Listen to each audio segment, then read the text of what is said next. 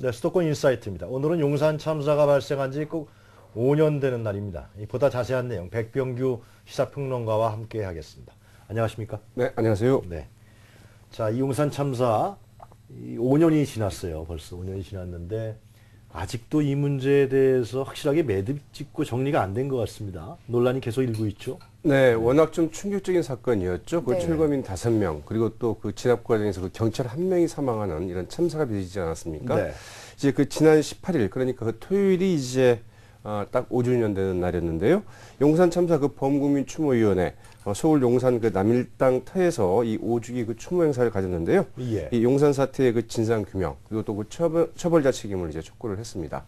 계속 현재도 그 ING 중이다. 현재 네. 진행인 사건이라 이렇게 볼 수 있겠는데요. 이 참가자들은 그 국가가 이 세입자들에 대해서 그 무자비한 폭력을 저질렀지만 이 철거민들이 오히려 그 재판에서 이 중형을 선고받고 이 제대로 된 그 사과 조치도 받지 못하고 있다. 이렇게 이제 목소리를 높였습니다. 네, 추모 행사를 보면서 이제 유가족들이 계속해서 진상규명을 요구하는 걸 보면서 아직 끝나지 않은 일이었구나라는 생각을 더 하게 됐고 또 많은 생각을 하게 됐는데요. 어떻게 보셨습니까? 네, 그렇습니다. 사실 이제 그동안의 그 진행 과정을 보면은 네. 네, 이 철거민 5명이 이제 사망하지 않았습니까? 네. 근데 그 장례가 무려 사건 발생 그 355일, 거의 뭐 1년 가까이 네. 다 돼서 이제 그 치러졌죠. 그러나 이제 그때 이제 그 대부분의 사람들은 뭐 이제 사회적인 그 관심에서 이제 잊혀졌습니다만은 그러나 아직도 그 유가족들, 앞서 말씀드린 것처럼 이제 그 과잉 진압에 대한 이 진상 규명을 계속 이제 요구를 하고 있습니다. 특히 이제 그 당시 경찰 그 진압 책임자와 또 그 수사를 지휘했던 이제 검사장이 이 뭐랄까요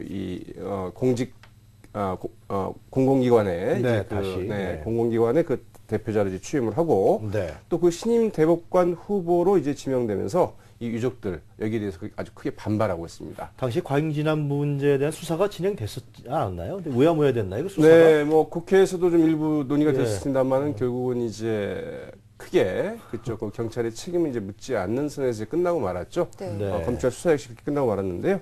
근데 이제 특히 그 당시 이제 경찰청장이었던 그 김석기 신임 이제 그 공항공사 사장의 그 취임을 두고 이제 그 유족들 이제 크게 네. 반발하고 있는데요. 네, 뭐 공항공사 앞에서 말하자면 유가족들이 이제 그 출근을 저지하는 이런 그 반대 운동을 좀 펴고 있기도 하고, 그러자 그 공항공사는 이 법원의 그 용산 참사 유가족 이 출입 금지 좀 가처분 신청을 내서 제 용산 참사의 후속 사태가 네. 여전히 좀 계속되고 있다 이렇게 봐야 그러니까 될것 같습니다. 유가족들은 그 김석기 청장이 실질적인 과잉진압의 책임자다 이렇게 얘기를 하는 그렇죠. 모양이군요. 네. 당시에 그 6명의 희생자가 발생했는데 철거민들이 구속이 몇 사람이나 된 것이죠? 네, 구속도 많이 됐었죠. 그 2009년 1월 그 용산 참사로 모두 그 8명이 구속이 됐는데요. 네. 네, 모두 그 4년에서 그 5년까지 이제 그 실형을 선고받았습니다. 뭐 이분들 중에서는 그 2012년 10월에 이제 2명이 가석방이 됐었고요. 지난해였죠. 2013년 1월 이제 그 5명이 이명박 당시 대통령의 이제 그 서울 특별 사면으로 이제 석방이 되기는 했습니다. 그러나 네. 이 출소하게 된 대부분의 그 철거민들 같은 경우에는 뭐 말하자면 선고받은 형기를 거의 다 채운 상태에서 이제 사면이나 가석방이 이루어졌는데요. 특히 이제 그 지난해 사면 같은 경우에는 4년간의 그 옥살이를 거의 다 마친 상태였고, 또 이제 당시에 최시중 그 전 방송통신위원장 등 이명박 네. 전 대통령이 이제 측근 인사들을 네. 사면하면서 같이 사면을 했습니다. 그래서 측근 인사 사면을 위한 이 무마용 혹은 방패막이용 사면 아니었느냐, 이제 이런 지적들이 나와 있고요. 현재 그 이 사건으로 계속 구역 중인 분은 이제 한 명입니다. 이 남경남 전 전철현 네. 철거민 연합회 이제 의장인데요. 예. 용산 참사 당시에 그 막루에 직접 있지는 않았지만 막루에는 없었던 분인가요? 그렇죠. 그러나 그 근데 용산 왜 참- 구속이 돼서 이렇게 오래 네, 사는 당시 이제 그 남일당 사건을 이제 그 주도를 했다는 건데요. 네. 그 용산 참사와 경기도 용인시에 있었던 그 어정단지의 그 세입자들의 이제 투쟁을 좀 주도했다, 이런 혐의로 구속이 돼 있고요. 이제 만기 출소까지는 그 2005년 1월이 내년 1월이 지금 만기 출소로 돼 있습니다. 아직 1년 정도 더 남아 있는 이런 상황이죠. 네, 실형을 선고받으신 분들도 계시고 그리고 이제 사망자까지 있는데 이제 부상자들도 있지 않습니까? 네. 그분들 치료비도 만만치가 않을 것 같은데요. 네, 그 부상자들 같은 경우에는 이제 사실 건강보험으로 이제 그 부상 상당히 좀 저희가 치료를 하더라도 네.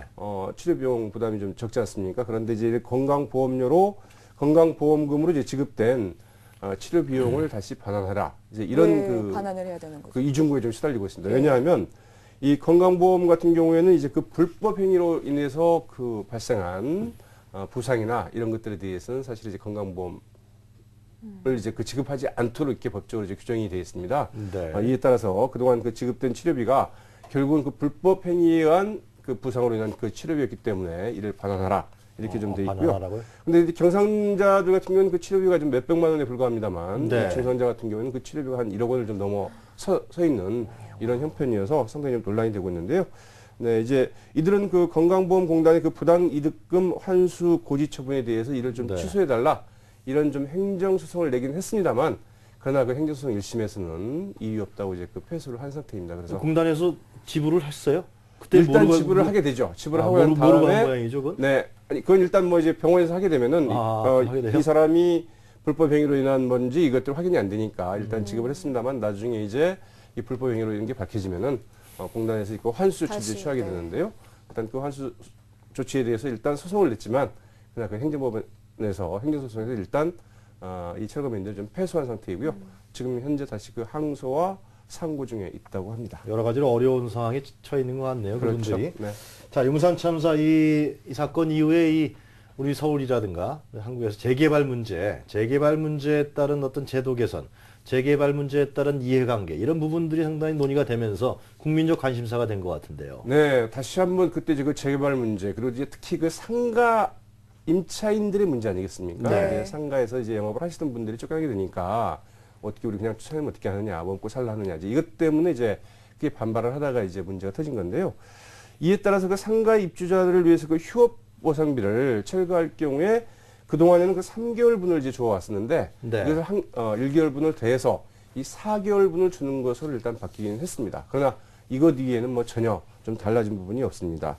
뭐 사실 이제 재개발로 인해서 그 상가 임차인들이 그 쫓겨나는 경우에는 휴업이라기보다는 사실상 그 폐업에 가깝거든요. 그래서 그렇죠. 이것을 이제 보장을 하는 건데 그것을 이제 3개월분의 그 휴업 보상비를 주는 거에서 그 1개월분을 더 준다 해서 과연 이제 보상이 되겠느냐. 제 기억으로 그때 국회의원들도 많이 왔던 것 같은데 전혀 국회에서 그런 분위기 논의가 안 된 모양이에요. 그렇습니다. 이제 왔다만 가고 그냥 끝난 그렇죠. 모양이죠. 이제 특히 이제 그 상가 임차인들 같은 경우에 가장 큰 문제가 이제 영업권도 영업권입니다만 이제 원래 이제 이것 때문에 발생하게 되는 들어갈 때도 이제 권리금을 주고 네네. 들어가게 되고요. 또 이제 네.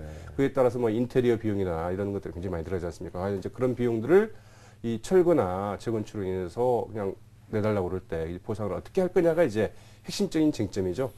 이 같은 쟁점에 대한 그 사회적인 합의는 아직 이루어지지 않은 상태입니다. 그런데 그럼 보상금은 그 휴업 보상비 그게 네. 한 달 딱 는 거 그것뿐인가요? 더는 네. 없습니까? 지금 다른 뭐 제도적으로 개선된 사항은 전혀 없습니다. 아, 그렇군요. 자, 이 문제는 상당히 우리 국내에서도 많은 논란이 됐을 뿐만 아니고요. 국제사회에서도 상당히 심각하게 받아들이지 않았습니까? 네, 용산 그렇습니다. 참사 문제는. 네. 그래서 우리 사회에서도 이 문제와 관련해서는 국회에서 이제 강제 퇴거 금지 법안이라는 게 일단 발의는 됐었는데요. 그래요? 그러나 그 18대 국회에서 이제 발의만 된 상태에서 결국 18대 국회 끝나는 바람에 이제 결국 폐기 처분이 상임위에서 됐었죠. 논의도 안 되고요. 그렇습니다. 이 불법 철거 금지나 이 퇴거 현장에서 불법 폭력행위 금지 또 뭐 국가인권위가 이제 그 권고한 퇴거 금지 시기 일주일 전이랄까 혹은 뭐 겨울철이랄까 이때는 이제 그 퇴거하지 네. 못하도록 하는 이런 내용들을 이제 담고 있는데 그러나 이제 그 상당히 좀 국회 내에서도 그 반발이 많습니다. 네. 너무 뭐 세입자 편의만 봐주는 것 아니냐 이제 이런 지역들이 나와서 결국은 18대 국회에서 폐기가 됐고요. 네. 19대 국회에 들어서 다시 이제 또 그 민주당의 그 정청래 의원 등이 이제 이를 제기를 해서 예. 네. 일단 계류 중에 있습니다만은 아직 큰 진전은 없습니다. 그리고 말씀하신 것처럼 이제 유엔 그 사회권 규약에는 이 철거 문제보다도 이제 거기에 살던 분들을 이제 쫓아내도록 돼 있지 않습니까? 네. 그래서 이 강제 퇴거를 인권에 대한 그 중대한 좀 침해를 규정하고 있고요. 이를 예방하기 위해서 그 이제 각국에 관련된 그 법률들을 제정토록 이제 그 권유하고 있습니다.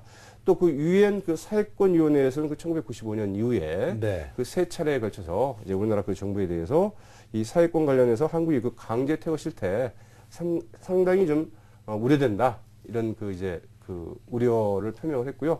이와 관련해서 좀 개선된 조치를 취할 것을 이제 권유를 하고 있기도 합니다. 국제사회에서는 그러니까 불법 문제보다도 인권 문제에 초점을 그렇죠. 맞추고 있는 거군요. 그렇죠. 네, 맞습니다. 그 서울시의 입장은 어떻습니까? 좀 많이 바뀌었을 거라고 예상이 되는데요. 네, 사실 이제 남일당 사건이 발생할 때만 하더라도 그 서울시가 그 용산 4구역이죠. 개발을 네. 이제 적극 밀어붙이는 과정에서 이제 발생을 했기 때문에 이 서울시의 책임도 이제 적지 않다고 이제 볼 수 있겠고요. 이제 새롭게 그 이제 시장이 바뀌고 난 다음에 서울시 같은 경우에는 그 재개발 이제 재건축 뉴타운 그 정비 사업 현장에서 이 철거 문제, 세입자 등의 그 사회적 약자를 많이 배려하는 쪽으로 일단 그 입장을 좀 바꿨습니다. 그래서 이 조합과 세입자 간 그 충분한 그 대화 창구를 마련을 해서 네. 이 같은 물리적인 충돌이 없도록 하는데 일단 그 말하자면 예방 차원의 그 초점을 좀 맞추고 있는데요. 이를 위해서 서울시는 그 재개발 조합과 가옥주, 세입자, 공무원 등이 함께하는 그 사전 협의체를 구성을 해서 네. 여기에서 그 철거와 관련돼서는 어떻게 할 것인지 이것들을 충분히 이제 사전에 논의토록 이제 하고 있습니다. 이와 함께 그 동절기에는 네. 철거를 좀 원칙적으로 좀 금지하고 있는 이제 이런 조치를 좀 취하고 있는데요. 이 거주자들이 모두 그 퇴가한 경우가 아니라고 한다면 동절기에는 그 철거를 할 수 없도록 이렇게 좀 그 운영을 좀 하고 있습니다. 네. 상당히 좀 그 전향적인 조치를 좀 취하고 있다고 좀 네네. 봐야 되겠죠. 네. 그런데 그 당시에는 여러 가지 문제가 있었습니다만은 이 들어갈 때 상가를 살 때 권리금을 상당히 많이 주는데 이런 경우에는 권리금을 하나 못 받는 이 상가 권리금 문제가 상당히 핵심적인 사안이었던 것 같은데. 네, 사실 이 문제는 머지 오늘 문제가 네네. 아니죠. 그리고 상가에 들어가 계신 분들의 가장 큰 맞습니다. 골칫덩어리기도 예. 합니다. 왜냐하면 들어갈 때 권리금을 주지 않고는 이제 좋은 목을 잡을 수가 없는 거고, 그렇죠. 그런 예. 자리세의 개념도 있는 거고. 또 그러나 이제 법적으로 보호를 받지 못하다 보니까 이 상가 권리금을 받아내기 위해서 사실은 그 건물주가 네. 무리하게 아주 무리하게 그 말하자면 그 월세나 이런 것들을 올리더라도 뭐 울먹여자 먹기식으로 이제 이를 용인할 수밖에 없는 받아들일 수밖에 없는 이제 어려움들이 있거든요. 그래서 민주당 같은 경우에는 이제 그 상가 권리금 보호를 위한 그 특별법 제정을 제가 추진 중에 있는데요. 지난 14일 그 용산 참사 5주년을 맞아서 그 상가 권리금 약탈 방지법 제정 토론을 이제 갖기로 했습니다. 약탈 방지법이요? 네. 약탈로 그 보는군요. 권리금 상가 권리금을 좀 상가 권리금의 그 법적 보호를 위한 이제 특별법을 좀 마련하겠다. 네. 이제 이런 입장인데요. 앞으로 이제 어떻게 진행이 될지는 좀 지켜봐야 될 것 같습니다. 이 상가 권리금이라는 게 많게는 이제 수억 원씩 지불하고 장사를 했던 상인들이 있을 텐데 그 휴업 보상금을 조금만 이제 보존해 준다는 것 자체가 좀 문제가 아닌가 이런 생각이 들고요. 여전히 권리금이 이제 우리 사회에 계속 존재하고 있는 문제고 그리고 앞으로도 좀 문제가 되지 않을까 싶은데요. 이 부분 어떻게 보십니까? 네, 앞서 말씀드린 것처럼 권리금이라는 게 사실은 그 자릿세 그 개념부터 그 네네. 형태와 내용이 무척 다양하지만 네. 중요한 것은 이것들이 사실상 그 상거래 관행에 상가를 이제 임대하거나 임차하거나 할 경우에 그 관행적으로 좀 정착이 돼 있고 모두 다 하고 있다는 거죠. 그렇다고 한다면 네. 어떻게든지 국회에서 새로 법을 제정하거나 등등을 통해서 이 같은 현실적으로 존재하는 이 부분들을 좀 어떻게 말하자면 보장을 할 것인가 혹은 정말로 그 권리금이나 이런 부분 제도를 폐지를 한다고 한다면 그걸 어떻게 그러면 그 영업권이나 이런 것들은 또 어떻게 보전을 해줄 것인지 네. 그리고 네. 이와 함께 거기에는 이제 그 인테리어 비용이나 이런 것들도 들어가지 않습니까? 그렇다면 충분하게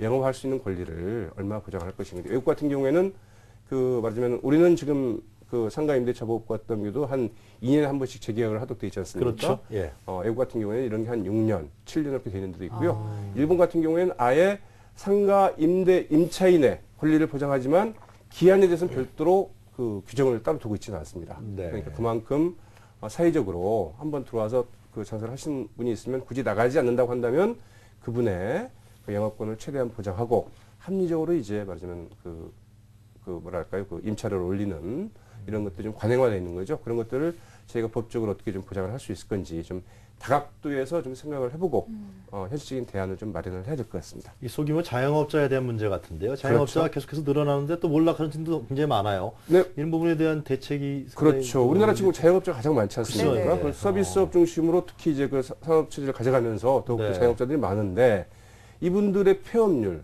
정말 엄청나게 높지 않습니까? 네. 그래서 이 자영업자들에 대해서 이러한 그 사회적인 보장 대책을 제대로 하지 않는 이상 네. 뭐 사실은 우리 그 지금 경제 자체가 좀 상당히 좀 제도약의 기회를 마련하기 어렵다는 점에서도 이 특단의 대책 좀 필요할 것 같죠. 그런데 그 용산 참사가 이제 재개발 결국은 이 재개발 뭐 투기 수익이라든가 투자 수익, 뭐 기업 수익 이런 부분들을 통해서 재개발로 이제 시작해서 네. 문제가 된 건데 다시 또 개발이 아직도 진행되고 있습니까? 그렇지는 않습니다. 그 이제 그 그렇지 않고요? 남일당 건물 같은 경우에는 그 용산 참사 그 22개월 만인 네. 2010년 12월에 네. 일단 좀 철거는 됐습니다. 당시 뭐 재개발조합 측은 그 주상복 같은 그 초고층 건물 이제 6개동을 짓겠다고 했는데 네. 그러나 지금 거기 뭐 허허벌판으로 다 여전히 공터로 좀 남아 있는 형편이고요. 남일당 건물 있던 부지는 지금 이제 주차장으로 네. 이용되고 있습니다. 왜냐하면 그냥 공터로 놔둘 경우에는 이제 그 세금을 많이 물어야 되지 않습니까? 그래서 네. 이제 주차장을 활용하고 있는 모양인데요. 어떻든 이 재개발 계획 무산이 돼서 현재는 네. 전혀 뭐 진행이 되고 있지 않습니다. 그 참 주차장으로 쓰이고 있다는 게 참 어떤 의미인지 참 씁쓸하죠, 아주? 네, 네. 어떤 말을 해야 될지 잘 모르겠는데 이 남일당 건물을 포함한 용산 재개발 사고요. 그러면 지금 현재 어떤 상황인지 좀. 네, 뭐 당시만 하더라도 이제 뭐 서울시 같은 데에서도 뭐 부시장이 직접 나서서 이 시간은 돈이라면서 뭐 재개발 사업을 자꾸 이제 밀어붙였는데요. 네. 그러나 그 2010년 말 이 법원에서 용산 4구역 개발 사업이 절차상 중대한 위반이 있었다. 이러면서 이 철거 직전 마지막 인허가 단계인 이 관리 처분 인가를 좀 무효라고 판결을 해버렸습니다. 그러니까 사실은 이 6명의 그 시장까지 부른 이 남일당 철거 자체 이런 이 관리 처분 자체가 네. 법적으로 문제가 있었다. 이런 판결도 나왔고요. 그런 와중에 시공사였던 그 삼성물산 그 시공비 그 1,600억 원을 더 증액을 해달라. 네. 이렇게 요청을 하니까 이 조합 측에서는 재개발조합이죠. 이를 받아줄 수 없다면서 계약을 예. 해지했습니다. 결국은 이 개발하겠다는 업체가 없어서 지금 텅 빈 공터로 남아있죠. 네. 네.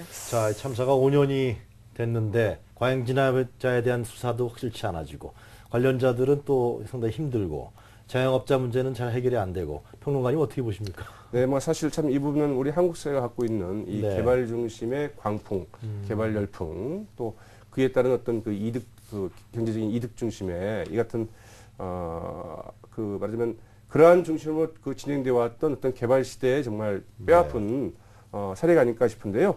이 세입자들을 그 추사하는 방식으로 진행되어 온 그 기존의 재개발 방식이 얼마나 큰 참사를 부를 수 있는지를 이 네. 단적으로 좀 보여준 사례 같고요.